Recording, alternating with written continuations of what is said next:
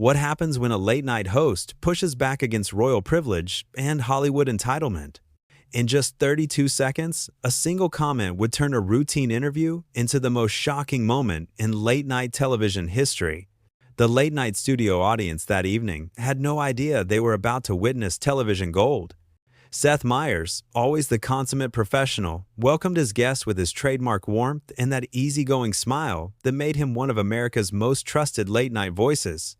Prince Harry walked out to applause, waving to the crowd with that practiced royal wave, settling into the guest chair like he owned the place. "Welcome to the show," Seth said, his energy bright and inviting. "Thanks for being here." "Thanks for having me," Harry replied, but there was something in his tone, a certain coolness, an edge that experienced talk show watchers might have caught immediately. Seth started with the softballs, the kind of questions that guests usually love. Questions about recent projects, about life in California, about adjusting to a new country. Standard fare. But Harry's answers came short and clipped, like he was doing everyone a favor just by being there. "So, you've been in the States for a while now," Seth continued, keeping his professional demeanor intact. "What's been the biggest adjustment for you?" Harry leaned back in his chair, and here's where things started to shift. "Well, Seth, I think the biggest adjustment has been dealing with the American media's complete lack of understanding about, well, anything really." The audience went quiet. That uncomfortable kind of quiet where people aren't sure if they should laugh or not. Seth smiled, but it was tighter now. He knew how to handle difficult guests. Years behind the desk had taught him that. "That's interesting," Seth said, his voice still friendly but with a new layer of steel underneath. "Can you elaborate on that?" "I mean, no offense to you, personally," Harry said. "And whenever someone says no offense, you know offense is coming. But American interviewers just don't have the sophistication that we're used to in Britain. It's all very surface level here." Seth nodded slowly. The audience shifted in their seats. This wasn't going the way anyone expected. "Well, I'd like to think we do our homework here," Seth replied, his smile still in place, but his eyes sharper now. "We've got a pretty good team." "I'm sure you do your best," Harry said, and the condescension dripped from every word. "It's just a different standard, that's all." Now, Seth Meyers is not someone who loses his cool easily. He's handled politicians, celebrities, controversial figures, all with grace and humor. But there was something about the dismissive tone, the casual arrogance, that started to get under his skin. You could see it in the way he shifted in his seat, the way his smile became just a touch more fixed. "Different how?" Seth asked. And now, there was a challenge in his voice. The audience picked up on it. The energy in the room changed. This was no longer a friendly chat. This was something else. Harry waved his hand dismissively. In Britain, journalists actually read. They're educated. They understand nuance and history. Here, it's all about the soundbite, the quick joke, the shallow observation." The audience gasped. Actually gasped. Because Harry had just insulted not only Seth, but his entire craft, his entire career, on his own show. Seth's writers in the back, his producers, everyone watching the monitors, they all knew this was unprecedented. Guests don't do this. They don't come on a show and insult the host to his face. Seth put his cards down on the desk, literally and figuratively. "Okay," he said, his voice calm but firm. "I want to make sure I'm understanding you correctly. You're saying that American interviewers, myself included, are uneducated and shallow?" "I'm saying there's a difference in quality," Harry responded, doubling down. "And yes, that includes this show. I mean, look at your questions tonight. How are you adjusting? What's different?" These are questions a child could ask. The audience didn't know whether to boo or stay silent. Seth held up a hand, keeping them calm. This was his show, his house, and he was going to handle this his way. "Those are called warm-up questions," Seth explained, his patience clearly wearing thin. "They're meant to make guests comfortable before we get into deeper topics. It's actually a sign of respect and professionalism." "If you say so," Harry said with a smirk that made it clear he didn't believe a word of it. Seth took a breath. "You know what? Let's try something different then. Let's get into those deeper topics you're clearly dying to discuss. Why don't you tell us about your decision to step back from royal duties?" "See, that's exactly what I mean," Harry interrupted, leaning forward now, getting animated. "That question right there, it's been covered to death. A sophisticated interviewer would know that and would come at it from a fresh angle. But you Americans, you just rehash the same tired narratives over and over. Actually, Seth said, his voice getting harder now. I was about to follow up with a question about how that decision has affected your relationship with British media specifically, and whether you see parallels in how you're covered here versus there. But please, continue telling me how to do my job. The sarcasm was thick now. The gloves were coming off. The audience was on the edge of their seats because they could feel it building. Something was about to break. Harry laughed, but it wasn't a friendly laugh. It was mocking. Look, I'm not trying to be difficult. I'm just being honest. And honestly, this interview is proving my point.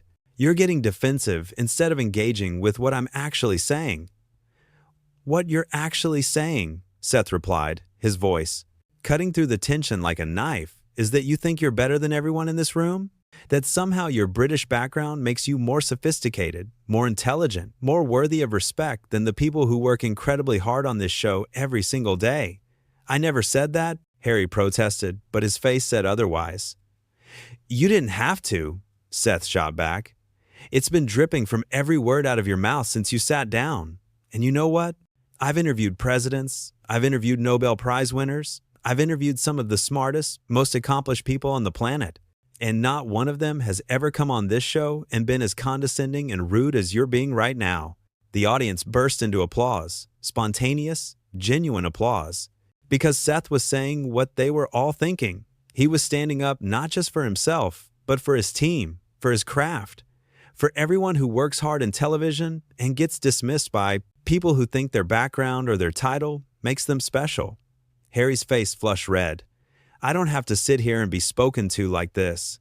You're absolutely right, Seth agreed, his voice steady and controlled. You don't. But while you're sitting here in my chair on my show, you're going to show some basic respect. That's not a British thing or an American thing. That's a human decency thing. Human decency? Harry's voice rose now, and you could see him losing his composure completely. You want to talk to me about human decency? Do you have any idea what I've been through? What my family has been through? The scrutiny? The pressure? The constant invasion of privacy? I do, actually, Seth said quietly. I've read about it extensively. I've prepared for this interview thoroughly, and I have tremendous empathy for what you've experienced. But that doesn't give you the right to come here and belittle people who are just doing their jobs. Harry stood up suddenly, his mic pack fumbling. You know what? This is exactly the problem. You people don't understand. You can't understand. You're so caught up in your American bubble that you can't see how limited your perspective really is. You people? Seth repeated, standing up now too. Okay, we're done here. The audience went dead silent. This was it. The moment everyone would talk about for years. Seth Meyers, normally the nicest guy in late night, had reached his limit. I'm serious, Seth continued, his voice firm but not yelling. He didn't need to yell. I've been doing this show for years. I've had thousands of guests. I've dealt with awkward interviews. I've dealt with controversial topics. I've dealt with people I disagree with fundamentally. But I have never, and I mean never, had someone sit in that chair and show such complete disrespect for this show, this staff, and this audience. Harry's face was bright red now. Fine. I didn't want to be here anyway. This whole thing was my publicist's idea. Well, your publicist is probably going to have a very interesting conversation with you after this, Seth replied, because you've just managed to alienate an entire audience of people who might have been sympathetic to your story. I don't need their sympathy, Harry spat out. I don't need anyone's sympathy. I'm trying to tell the truth, and nobody wants to hear it. The truth? Seth's eyebrows went up. The truth is that you came on this show with an agenda. You wanted to feel superior, you wanted to put down American media, and you thought you could do it without any pushback. Well, guess what? You picked the wrong show and the wrong host. Harry pulled off his microphone completely now, tossing it onto the chair. I'm leaving. Best idea you've had all night? Seth said, and the audience erupted again. Not in cheers or laughter, but in that shocked kind of noise that happens when people can't believe what they're seeing. You'll regret this, Harry said, pointing at Seth as he started walking off the stage. Do you know who I am? And there it was, the line that would live forever. Do you know who I am? The ultimate entitled statement, the thing that people say when they have nothing else left, when they've lost the argument, when they've shown their true colors completely. Seth's response was perfect, calm, measured, devastating. I know exactly who you are. You're someone who had every advantage in life handed to you and still thinks he's a victim. You're someone who left one country complaining about media intrusion and came to another country to court that same media nonstop. You're someone who talks about privacy while doing interview after interview after interview. And right now, you're someone who's leaving my show. Harry froze for just a second, like he was considering coming back to argue more. But Seth's posture was clear, arms crossed, standing behind his desk like a captain on his ship. This was his domain, and Harry was no longer welcome in it. "Get out," Seth said, and his voice was ice cold now. "Seriously, leave." The security team started moving in, not aggressively, but present, making it clear that this wasn't a suggestion anymore. Harry looked around, maybe hoping someone would defend him, maybe looking for support from the audience. He found none. Just hundreds of faces staring at him with a mixture of shock and disapproval. "This is outrageous," Harry muttered, but he was moving toward the exit now. "Absolutely outrageous." "You know what's outrageous?" Seth called after him. "Coming on someone's show and treating them like they're beneath you. That's outrageous. Have a great night." The band didn't know whether to play or not. The audience didn't know whether to applaud or boo. The whole studio was suspended in this moment of complete disbelief. Talk shows don't end like this. Guests don't storm off. Hosts don't kick people out. But it was happening, right there, live and uncut. Harry reached the side exit, and just before he went through, he turned back one more time. "You Americans, you're all the same. No respect for tradition, no respect for hierarchy, no respect for anything that matters." Seth walked to the front of his desk now, hands in his pockets, completely in control. "You're right about one thing. We don't have much respect for hierarchy. We kind of fought a whole war about that. But we have tremendous respect for people who earn it through their actions, not their birth. And buddy, you have not earned it tonight." That was the final straw. Harry pushed through the exit door, and it slammed behind him with a sound that echoed through the silent studio. For a long moment, nobody moved. Nobody spoke. The cameras kept rolling because nobody had called cut.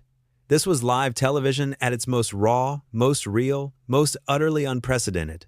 Seth turned back to the audience, and you could see him taking a moment to compose himself. He ran a hand through his hair, let out a long breath, and then that professional smile came back. But it was different now. It was the smile of someone who had just been through battle and come out the other side. "Well," he said, and his voice was a little shaky. That was something. The audience exploded. Standing ovation. Cheers. Applause that seemed like it would never end. They weren't just applauding the drama, though that was certainly part of it. They were applauding Seth for standing his ground, for defending his craft, for not backing down when someone tried to bully him on his own show.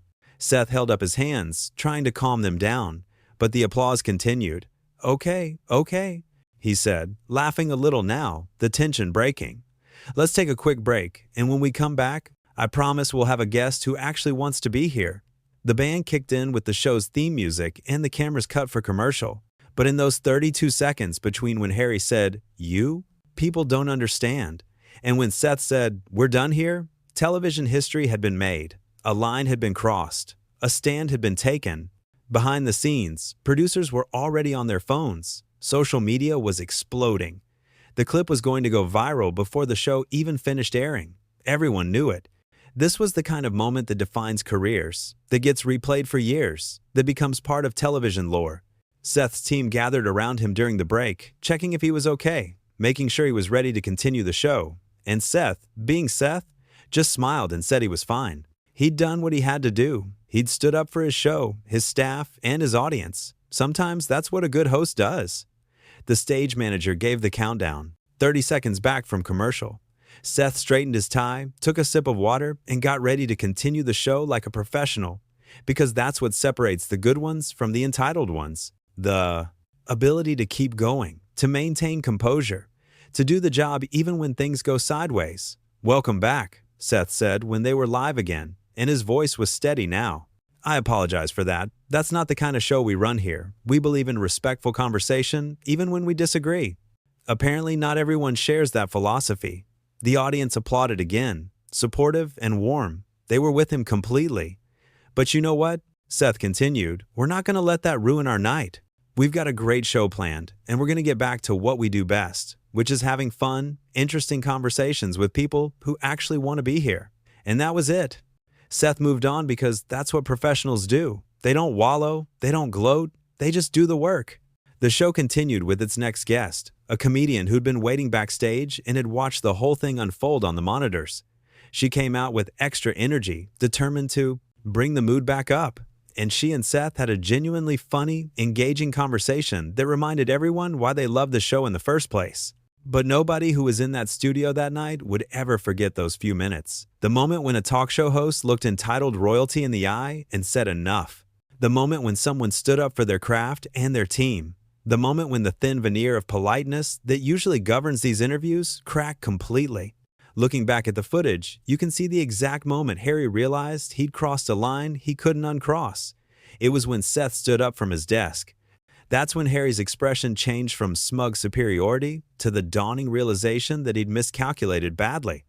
He thought he could come on the show, say whatever he wanted, treat people however he liked, and there would be no consequences. He was wrong. Seth's response throughout the confrontation was masterful. He didn't lose his temper. Not really. He didn't yell or curse or get personal. He simply stated facts, drew clear boundaries, and enforced them. That's leadership. That's professionalism. That's what it looks like when someone who knows their worth refuses to be diminished. The whole exchange, from that first condescending comment to Harry walking off stage, lasted maybe 7 minutes. 7 minutes that felt like an hour. 7 minutes that contained more drama than most talk shows see in a year. 7 minutes that showed everyone watching exactly what happens when entitlement meets accountability. What's remarkable is how Seth handled the rest of the show. He didn't spend the remaining time talking about what happened. He didn't make it the focus. He did one brief acknowledgement, moved on, and gave his audience the show they came to see. That's class. That's understanding that the show is bigger than any one moment, no matter how dramatic. The audience that night got more than they bargained for. They came expecting the usual mix of jokes, interviews, and entertainment. They got that, but they also got a front row seat to something much rarer, a moment of genuine confrontation, a moment where the mask came off and people showed who they really were under pressure. Seth showed he was someone who could stay calm in chaos, who could defend his values without losing his cool, who could draw a line and mean it. Harry showed that beneath the charming public persona was someone who believed his background entitled him to treat others as lesser. Both revelations were important. Both told the audience something true. The fact that this happened on late-night television made it even more striking. These shows are usually safe spaces, carefully managed to avoid exactly this kind of conflict. Guests and hosts have an unspoken agreement to be civil, to play the game, to keep things light and entertaining. When someone breaks that agreement as thoroughly as Harry did, it creates a rupture. They can't be smoothed over with a joke or a smile. Seth tried at first to navigate it gently. He gave Harry multiple chances to walk back the condescension, to lighten the tone, to remember where he was and what the context demanded. Harry not only refused those exits, he doubled down. He escalated. He made it clear that he wasn't just having a bad moment, but was genuinely committed to the position that he was superior and everyone else was inferior. That forced Seth's hand. He couldn't let it slide. To do so would have been to accept the premise that his show, his work, his team's work, was somehow less valuable because they were American, because they were in entertainment, because they didn't have royal titles. Seth understood that sometimes you have to stand up, even when it's uncomfortable, even when it creates drama, even when it might have consequences. The moment when Seth said, "Get out," was the culmination of everything that came before. It wasn't an impulsive reaction. It was a considered response to someone who had shown complete disrespect and refused every opportunity to correct course. And the way Seth said it, calm and final, made it clear this wasn't a tantrum or a loss of control. It was a decision. Harry's parting shots as he left the stage only reinforced that the decision was correct. The complaints about Americans, the invoking of tradition and hierarchy, the complete inability to see his own behavior as the problem. All of it confirmed what Seth had already concluded, that this person was not someone who could be reasoned with in that moment. The door slamming behind Harry was such a perfect punctuation mark to the whole scene. In movies, they'd say it was too on the nose, too obviously symbolic. But in real life, sometimes things really do happen with that kind of dramatic flair. The sound of that door closing echoed through the studio and seemed to close not just a physical space, but a chapter in the interview. Seth's moment alone, on stage after Harry left, was powerful in its simplicity. He didn't gloat. He didn't celebrate. He just stood there for a second, processing what had happened, and then returned to being a host. That transition from confrontation back to entertainment showed incredible emotional control. The standing ovation he received wasn't just for the drama. Audiences are smart. They can tell the difference between manufactured conflict and genuine principle. They could see that Seth hadn't wanted this to happen, hadn't engineered it for ratings, but had responded to it with integrity when it did happen. That's what they were applauding. Throughout television history, there have been famous walk-offs and heated exchanges, but most of them involve hosts and guests who are playing characters to some degree, or situations that are at least partially staged. This felt different because it was so clearly real. The discomfort was real. The anger was real. The disappointment was real. And the resolution, such as it was, came from genuine human response rather than scripted drama. The commercial break after Harry left must have been chaos backstage. Producers trying to figure out what to do next. Lawyers probably getting involved. Publicists on both sides already spinning their versions of events. But Seth, to his credit, used that time to center himself and recommit to doing a good show for the audience that stayed. When he came back from commercial, that commitment was clear. He wasn't going to wallow in what just happened. He was going to do his job. And by doing his job well, by having a good interview with his next guest, by bringing the energy back up and reminding everyone why they watched the show, he proved that the show was bigger than any one guest's bad behavior. The next guest, coming out after all that drama, could have been awkward, but instead it became a kind of palate cleanser, a reminder that most people in entertainment are professionals who understand how to have a respectful conversation even when they might disagree on things. The contrast made Seth's point better than any monologue could have. If you watch Seth's face during that next interview, you can still see traces of what just happened. A little extra tension around the eyes, a slightly tighter smile at first. But as the conversation progresses and his guest is engaging and funny and respectful, you can see him relaxing back into himself. See him remembering that this is usually a fun job with good people. The band, which had been silent during the confrontation, played with extra energy for the rest of the show.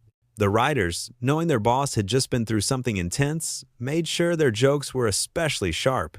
The whole team rallied around Seth, not through grand gestures, but through doing their jobs excellently. That's real support. In the moment, in the studio, the confrontation felt enormous, all-consuming, the kind of thing that stops time and makes everything else fade away. But the genius of continuing the show, of moving forward, was that it put the confrontation back in proportion. Yes, it was dramatic. Yes, it was significant. But it was also just one interview on one night.